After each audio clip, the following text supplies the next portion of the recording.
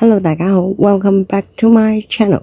喺度多謝大家啦，再次返到嚟得閒吹水呢條頻道啦。咁其實講咗咁耐啦，大家都好清楚知道啦，小丑兵團裏面嘅成員啦，都各有特色噶嘛，而且咧都負責唔同嘅崗位啦，有啲仲係一人要扮演幾個角色嘅。咁其實咧喺近呢幾日啦，都多咗唔同嘅有趣網友留言。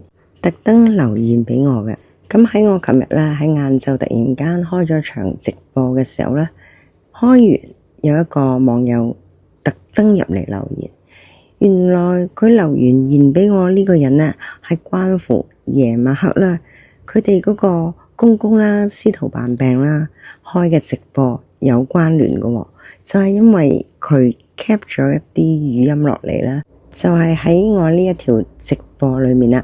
當然 cap 咗落嚟之後，梗係加加減減，跟住然後老作啦。其實呢啲咧都唔係一啲好特別嘅手法，已經係佢哋常用慣用手法之一嚟。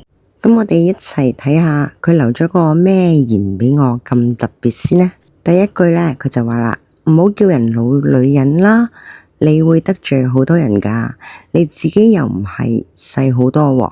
你都唔想人哋歧視你噶？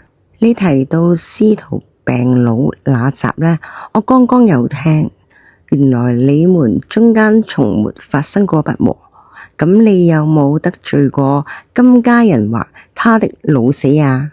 第一樣嘢我想話你知，你好介意人哋嗌唔嗌老女人咩？老女人嗌嗰個又唔係你，點解你咁多律事嘅？亦都唔知點解反應要咁大喎，做到咁明顯，都係想話畀人聽，你係其中一個老女人啫嘛，啱唔啱啊？唔好意思，應該用返佢嘅語氣，啱唔啱先？又或者好可能你已經到咗呢啲咁嘅年紀啦，所以咧就感同身世。而且咧，如果你做緊網友嘅角色，點知道我係咪細佢好多，或者幾多歲？你唔係應該要扮返好你而家演緊嗰個角色嘅咩？其實一人演多個角色啦，不嬲都係你哋嘅門派特有噶啦，小丑兵團啊嘛。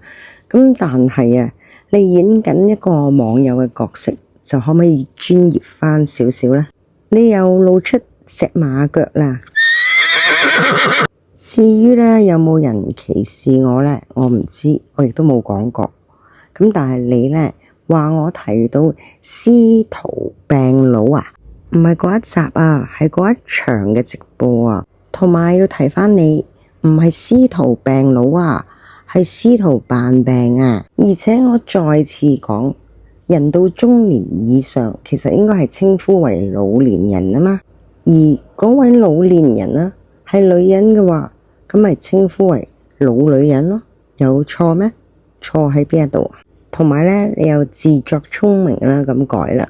其實咧，我唔係嗌佢做老女人㗎，係老虔婆先真啊。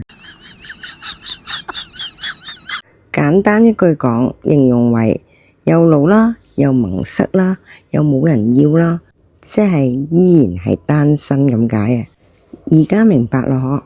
咁至於咧，你新改嗰啲名啦，司徒病佬啊，或者老女人啊，都唔啱啊，唔啱我講啊，唔夠貼切。咁原來真係好難怪啊！你哋對兵團攞親啲劇本改親寫親都咁唔掂，甩碌穿崩咁鬼多漏洞啦，明嘅，因為嗰啲層次唔同啦，人種唔同啦，同埋質素素養唔同啊嘛。其實都好多謝你哋教識我呢樣嘢噶。咁呢位網友咧，亦都寫到啦，話你哋之間咧從來冇發生過乜嘢不和啦。仲問到我咧有冇得罪過金家人，或者係佢個老死喎？咁佢個老死究竟係邊一位咧？係咪你嘅意思就係講緊嘅司徒扮病咧？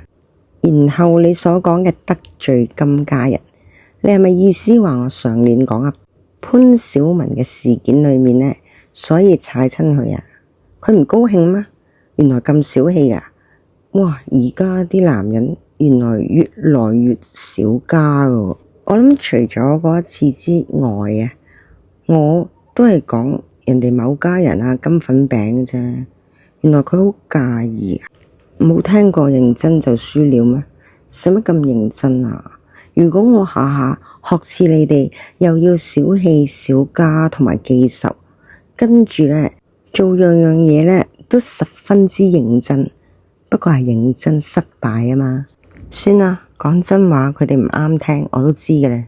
佢哋嘅教派嚟噶嘛，教規嚟嘅，要一言堂咯，唔好頂嘴啦，講嘅永遠都 say yes never say no 噶嘛。咁之但係啊，好多人都唔認同，你何必要強求啦？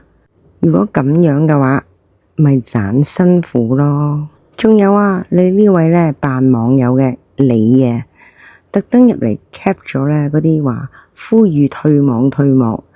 我嘅意思咧唔係對咁多人去樹敵啊，冇咁叻啊。我係演繹翻阿公公同阿大口話，sorry，阿大家姐嗰個啊，自己講噶嘛，嗰個退網言論，點解啊出到嚟又俾人扭曲咗個意思，去到話哎呀播親河馬咧都要叫佢退網啊？我咁嘅意思咩？剪頭剪尾就得噶啦。知你哋中意造假啊，造假都做得似樣啲啊，樣樣都求求其其交行貨，咁啊算數啦。咁唔怪之得樣樣唔到岸，冇樣成功啦。定係其實你呢幾個台呢係好深嘅，係一個案例嚟嘅，要話俾人聽啦。呢啲反面教材係千祈唔好學嘅嘢嚟噶，而且呢好有教育意義啊。係咪咁嘅意思啊？我估得啱唔啱啊？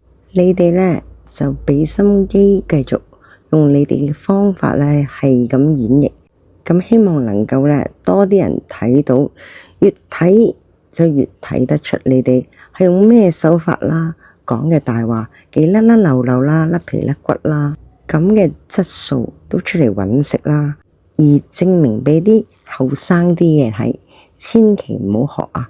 咁樣揾到嘅連粥水都可能唔夠嘅。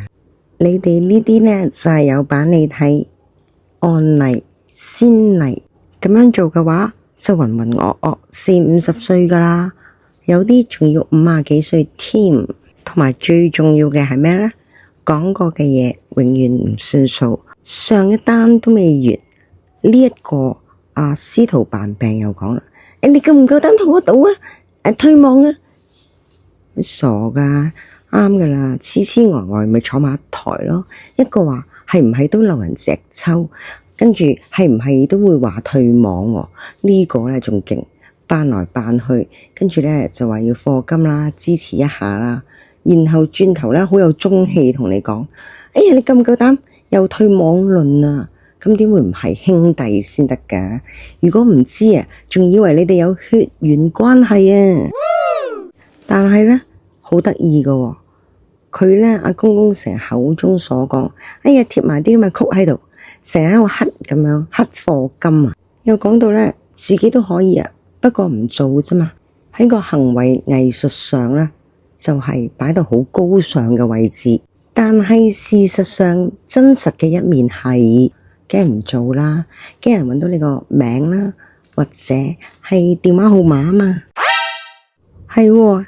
一言驚醒夢中人添，咁咪成日變相踩你隔籬嗰個兄弟咯，仲要成日搞到人哋個台咧烏煙瘴氣、立立亂咁，話俾 view 數人喎。最特別係咩啊？顯示到自己人就係咬自己人噶嘛。上次啊吉吉公仔同光頭劇啦，而家咧數翻轉頭，一陣間又話人哋啲曲好擺晒出嚟，好似黑嘅一樣，咁即係司徒扮病啦。轉頭咧，司徒扮病又鬧佢，你得罪阿車人係咪？你即刻道歉，道咩歉啊？跟住轉頭又可以能屈能伸，冇事嘅喎，或者係扮冇事是真嘅。啲能屈能伸咧咁 festival 嘅嘢，我做唔到，不過仙夫同你哋一定做得到，因為你哋專練縮吉功噶嘛，唔係點喺呢個馬戲團度撈啊？聽落又好似係喎，咁好啦，今集都差唔多啦，做住咁多先，下次再嚟過啊！咁希望大家滿意收穫今次嘅分享啦。入咗嚟聽嘅朋友，如果鍾意呢條 channel，記得可以嘅話睇廣告、訂閱、share、撳 like 同埋留建議性嘅 comment。咁喺下一節嘅時候咧，再同大家分享過。今次又要夠鐘同大家 say 拜拜。